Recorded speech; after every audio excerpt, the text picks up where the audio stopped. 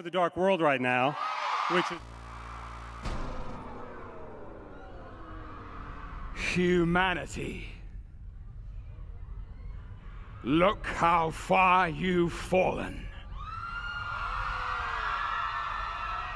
Lining up in the sweltering heat for hours. Huddling together in the dark. Like beasts.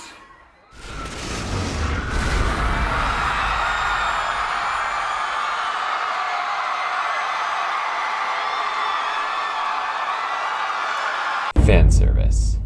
If you have been present in online internet film discourse at all in the last few years, you've probably heard that term. Likely quite a lot. Like most buzzwords, people on the internet have thrown that term around like a hot potato, and it gets used in all kinds of contexts. So before we dive in too deep, let's define fan service so that we know what we're working with. It originated as a term used for talking about anime shows, specifically referring to compromising shots of usually female characters that were meant to keep the audience interested. As time and discussion has gone on, the term is broadened to include pretty much anything that, as Urban Dictionary puts it, makes fans of a property sit up and take notice. Essentially, it's anything that turns fans of any particular property into that clip of Leonardo DiCaprio in Once Upon a Time in Hollywood. Usually, the term fan service is used with a pretty negative connotation. I mean, that same Urban Dictionary entry says that it usually has little plot redeeming value, but I don't think that's necessarily true. There are a lot of examples of fan service that fit that exact description, but there are some really good examples too. And on that note, let's talk about Star Wars and Spider-Man.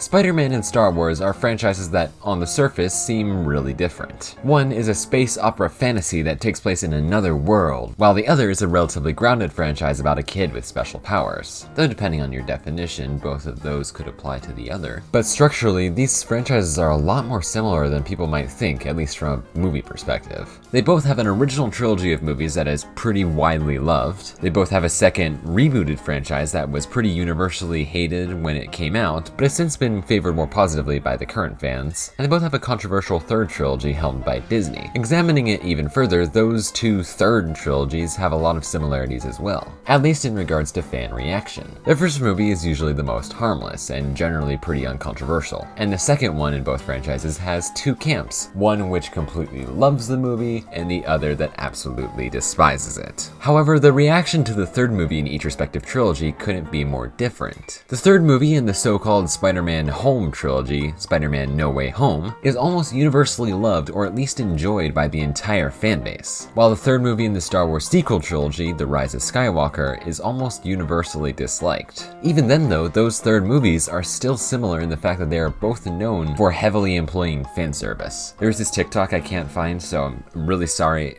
to whoever made the TikTok. I would credit you if I could find you, or I would just put you in the video, to be honest. But I can't, I'm sorry.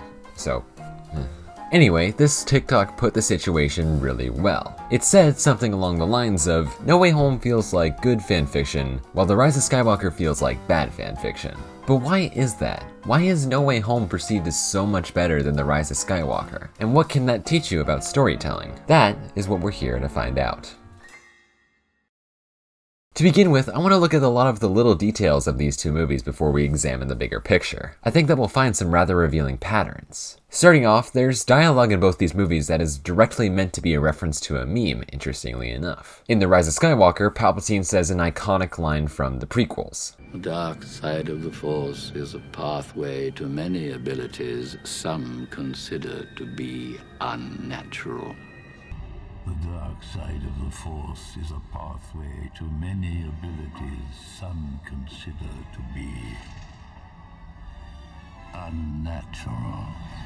And in No Way Home, Norman Osborn says one of his most famous lines from the first Raimi movie. You know, I'm something of a scientist myself.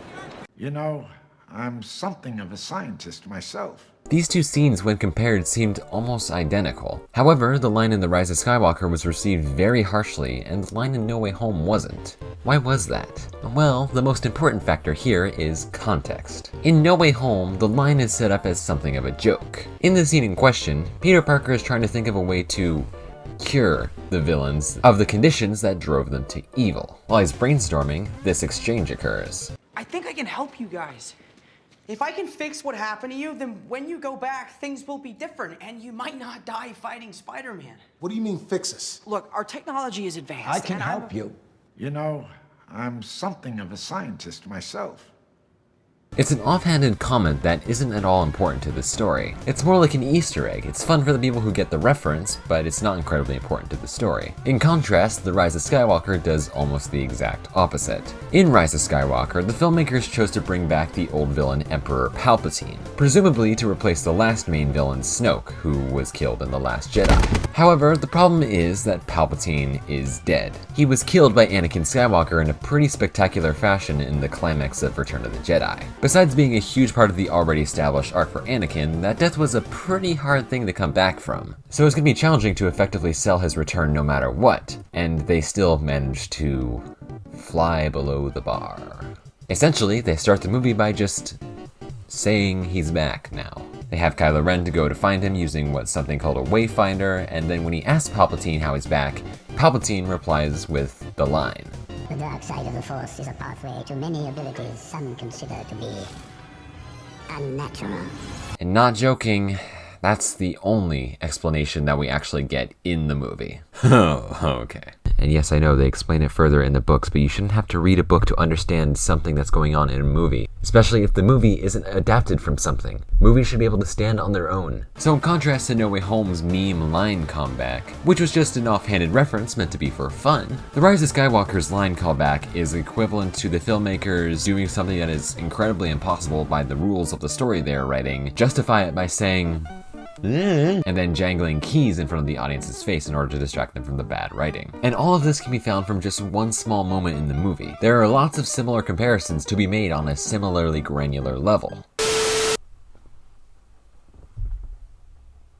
I'm wearing a hat now. Hey there, you're probably wondering why I stopped the video here. Well, it's because I'm very happy to announce that today's video is brought to you by Raid Shadow Legend. No.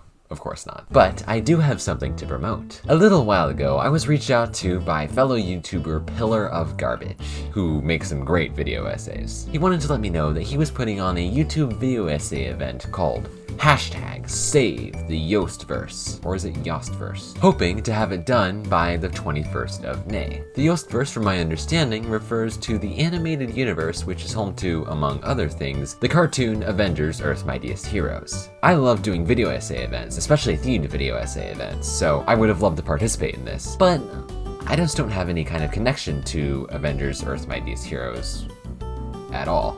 But I do think it's a pretty great movement, so I am promoting it here on this channel in this video, which, you know, should have some overlap, I would imagine, with people who like Earth's Mightiest Heroes. If any of you would like to participate, I'll leave a link in the description down to Pillar's community post, which explains it better. And if you don't actually make any content for it, you can still share it with other people who may want to, or, you know, just watch the videos. And if you're not interested in the event at all, just check out Pillar of Garbage's channel anyways. Like I said, they've got some really great content, and I think that you would all be fans of it. After this video, though, finish watching this video. Before you do it, stay here. Give me watch time, okay? Give me watch time. And now, back to me complaining about Star Wars and Spider-Man. Now, we should probably move to more substantial comparisons. Let's talk about fan favorite or legacy characters. In both these movies, there are lots of fan favorite characters and portrayals of fan favorite characters that are brought back. In No Way Home, they bring back the Green Goblin, Dr. Octopus, Sandman, Electro, the Lizard, J. Jonah Jameson, and of course the other two portrayals of Spider-Man. In The Rise of Skywalker, there aren't as many examples, but we do have the aforementioned Palpatine, as well as Lando Calrissian, Han Solo, Luke Skywalker, Leia Organa, and Chewbacca. However, the approaches that the two movies take is noticeably different. In No Way Home, all the old characters that are brought into the movie either have some kind of arc resolution that's related to their arc in their own movies, or aren't otherwise really messed with in regards to previously concluded arcs that they had in their own movies. For example, Sandman and the Lizard aren't really huge parts of the story because they, Sandman in particular, already resolved their conflicts in their respective movies. And so giving them an extra arc outside of that would bog down the movie with a whole bunch of other things to worry about. Characters like Doc Ock, Green Goblin, and Electro, however, whose resolutions in their own movies were usually just death, are given more focus, with Green Goblin essentially becoming the big villain of the movie. The other Spider-Man had their own arcs that were either unresolved or somewhat in question, and the movie served to give closure to their stories in very thoughtful and respectful ways, in my opinion. Honestly, Andrew's Spider-Man is just written way better in this movie than he is in any of his own movies. Love you, Andrew. Movies are not great. And JJJ, who technically is a separate character, still serves an actual narrative function, being the spearhead of the public opinion movement that starts the conflict of the whole movie. Even the 2-minute Charlie Cox Matt Murdock cameo serves a purpose, showing how the legal ramifications of the whole situation are being handled so it's not left in question. By bringing him in, what would be a rather boring all clear kind of scene is elevated. What I'm trying to say is that in No Way Home, the use of fan favorite characters is very strategic and very effective. In contrast, The Rise of Skywalker doesn't use its legacy characters nearly as well. To be fair, I'll start off with what the filmmakers had the least control over. Obviously, the untimely and tragic death of Carrie Fisher, and which meant that they were very limited in what they actually could do, and so the product suffered because of factors outside of their control. That being said, they could have done a much better job. It seemed like when they were faced with the challenge of respectfully handling Leia's role in the story, they just went, let's try to squeeze as much as we can out of the footage that we have so that she can be in the movie as much as possible. And then, I don't know, have her die because in order to distract Kylo Ren enough for him to be mortally wounded by Rey and then have that mortal wound instantly healed and thus be pointless, Leia has to put all of her life force into her powers and then die. Great writing. At least in The Last Jedi, Luke doing something similar was part of his character arc, actually served a purpose by allowing the Resistance to escape, and wasn't about a recently deceased actor. Speaking of Luke,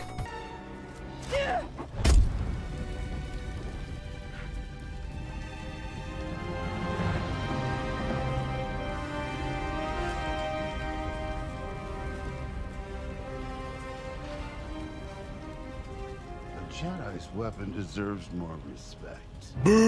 wow, J.J. Abrams, that's pretty funny because that's like a reference to the movie The Last Jedi that you didn't write and had some negative fan reactions, and that you were hired back to write again, and so you decided to, instead of like trying to build off of the base that you had of the movie, you decided to spend most of this movie erasing all the decisions that were made in that movie so you could like do what you wanted to do, even though you didn't have a plan and you didn't make a plan for the Rian Johnson, but you knew what you wanted to do.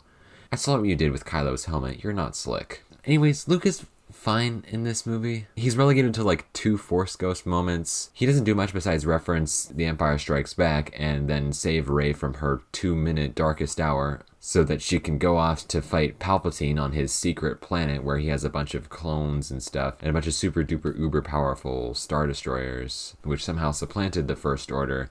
And Rey is helped by Kylo Ren eventually, and they fight the Knights of Ren, who were hyped up and didn't have any kind of actual payoff, and I don't like this movie. Going back to my actual point, Lando is also not really utilized in this movie. He's there, but he doesn't have any real story significance besides being the person to initiate the endgame portals moment at the end. And maybe being this character's father. How riveting. And I don't even really want to talk about Han Solo's just random inclusion. And of course, as I have already hinted, Palpatine wasn't handled very well either, but I want to tie that into a larger part about villains, so let's flip back over to No Way Home. Another similarity between these two movies is that the big bad character is one of the most, if not the most, iconic villain from the previous trilogy. I say that because obviously Darth Vader is more iconic than Palpatine, but you know, he's still really up there. However, they do differ in their emotional connections to the heroes. This is a point that I think got confused in my high top film Films video, so watch that if you feel so inclined, but I'll explain it here. In that video, I say that villains don't have to be personally connected to the main hero to be a good villain. In that case, I was referring to Mysterio from Far From Home, because he wasn't someone who knew Peter beforehand and didn't have Peter as his main target initially. However, I still think that the emotional connection is important, and in Far From Home, that a connection is established after Peter tries to stop Mysterio, and then Mysterio makes it his own personal goal to ruin Peter's life, leading to the events of this movie. Why does that matter? Well, because in No Way Home, the filmmakers take Green Goblin, an iconic legacy character, and give him an emotional and thematic connection to Peter Parker, as well as Peter's arc. As Norman Osborn, he is the catalyst for May instilling in Peter the belief that he needs to help save these villains, because otherwise they're going to be sent to a universe where they're just going to die. And that line of reasoning is what puts Green Goblin in a position where he can kill May. Peter has to struggle with May's last lesson of great power and great responsibility, which may seem familiar, conflicting with his desire for revenge against the Goblin. That's how you make an interesting connection with pre-established characters. You work off of the base that you already have, and then build something new. Meanwhile, in The Rise of Skywalker, the filmmakers chose to resurrect Palpatine, again an iconic legacy character. A character whose death was a huge part of arguably the main character of the entire saga, Anakin Skywalker, in order to replace Snoke, who was killed in the last movie. This is on J.J. Abrams, who didn't plan any of this ahead, who, despite already having a perfectly good, established, and intimidating villain in the form of Kylo Ren, who had an emotional connection to Rey and his own imposing army of the First Order, disregarded all of that, replaced them with Palpatine and the Final Order, and essentially took the expensive 4-display figurine and started smashing it into his Legos. The only connection that is established between Palpatine and any of the main characters is that he's Rey's grandfather, which not only erases the great twist at the end of The Last Jedi that she came from nothing, which I will forever be upset about, adds nothing to her arc because she was already worried about turning to the dark side. And not even that plays a huge part in this besides a Force Ghost vision, which is again a reference to a moment in The Empire Strikes Back. His connection plays literally no meaningful part in the story, which is so frustrating because he so easily could have. I'm going to do a review of The Rise of Skywalker at some point to get all of my thoughts out, so consider this like a taste of that. I'm gonna have to move on because otherwise I'm going to just keep going on down this rabbit hole. In my opinion, the best kind of fan service is little character interactions that feel natural and earned. No Way Home is excellent at this. Peter! Yeah? Oh, sorry. Did you mean that? Or Peter. we're all called Peter, Peter. Peter Parker? Same again, we're all Peter Parker. Different Peter. Weird. Thanks. Sorry. Don't worry about it. Dr. Osborn, these are my friends. This is Ned and MJ. Mary Jane? It's Michelle Jones, actually. Fascinating. Here's your web cartridges. Oh, thanks, man. What's that for? It's my web fluid. It's for my web shooters. Why? Whoa! That came out of you. Yeah. You can't do that, huh? No? How on earth does that even? Anyway, we're getting sidetracked. Look. But besides those little fun moments, the little emotional moments work really well too. Take Andrew's Peter saving MJ. This is a direct reference to the fact that in Andrew's own universe, he was unable to save his girlfriend Gwen from a very similar fate. So him being able to do it here is a small but incredibly meaningful thing that gives his character so much emotional closure. However, in The Rise of Skywalker, there's a moment where Kylo Ren saves Rey with force healing, which Rey was able to do no problem before, and then they kiss. And then Kylo dies from having expended so much energy. This moment is so bizarre to me because it's pretty clear that they were trying to appeal to Reylo shippers. If you don't know, Reylo is the name of the ship between Rey and Kylo Ren. Pretty self-explanatory. But the moment is so out of place and out of nowhere and out of sync with the rest of the movie that even those shippers don't like it. Plus, depending on what you consider canon, these two characters are pretty much cousins. Gross. However, I think that the biggest overall difference between these two movies can be felt in how they handle their endings, and how you feel towards the end of those endings. Before we talk about that, let's talk about Lisa Kron. The only way to convince anyone of anything is hardwired into the architecture of the brain, and there's no overriding it. It's story.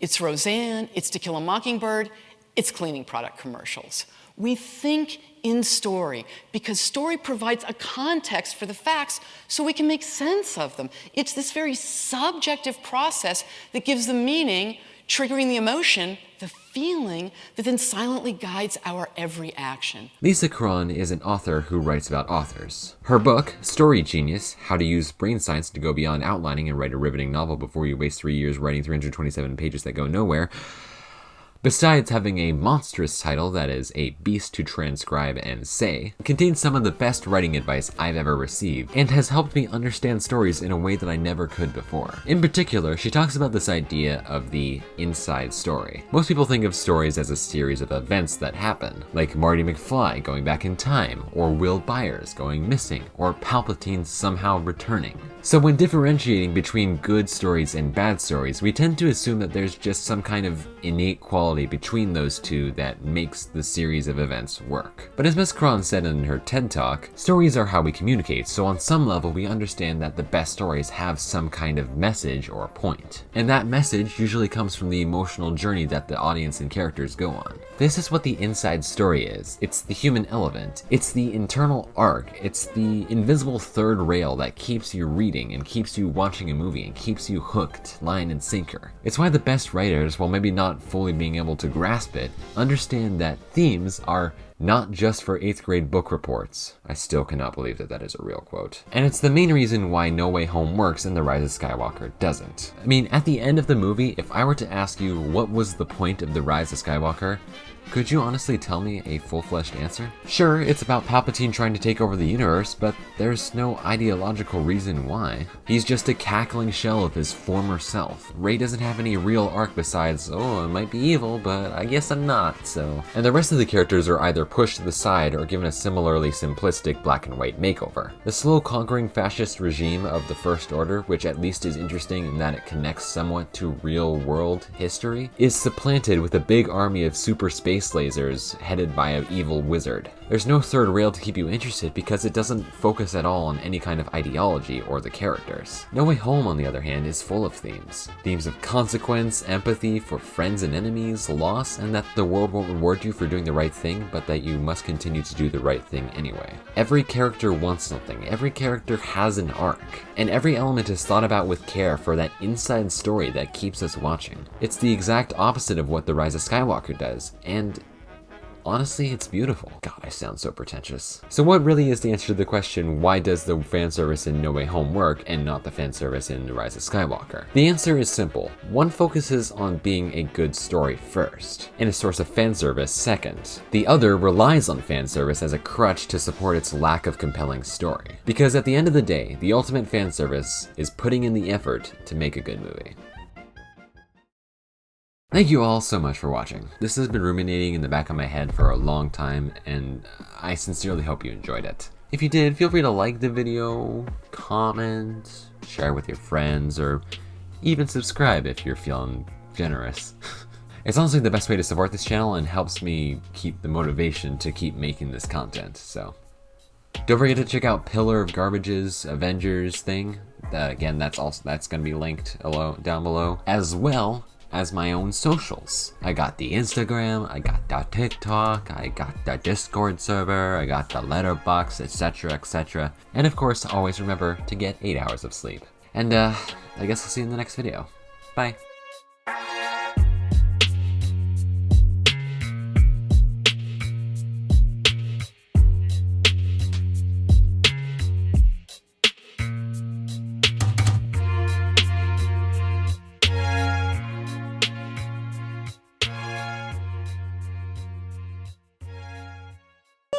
Not to point out the obvious, but sending Vader down to the forest moon above Endor to get Skywalker sets off the exact chain of events that ends with Vader picking you up and chucking you down a reactor shaft.